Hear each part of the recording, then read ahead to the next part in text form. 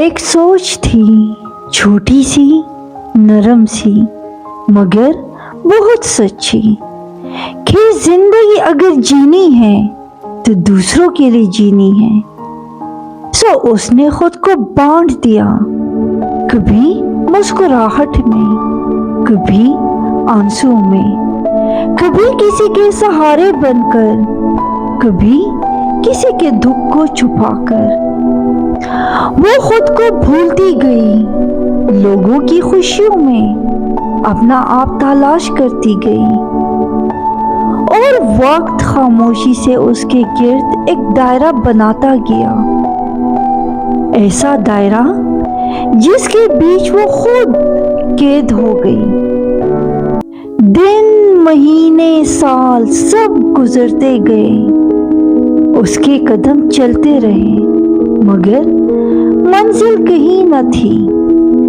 وہ سمجھتی رہی کہ شاید سکون دوسروں کے چہروں پر ملتا ہے، مگر جب ایک دن وہ آئینے کے سامنے رکی تو چہرہ پہچانا نہیں۔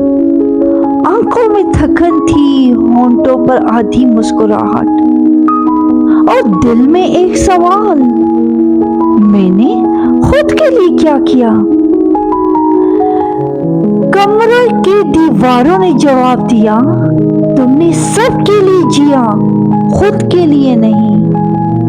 کھڑکی سے آتی روشنی نے کہا، وقت گزرتا گیا اور تم رکتی گئی۔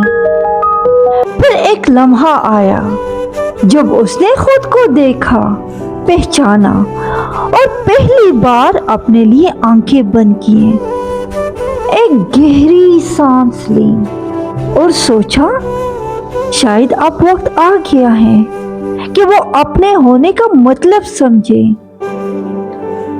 کیونکہ زندگی دوسروں کے لیے جینا خوبصورت ہے، مگر خود کے لیے جینا یہ عبادت ہے۔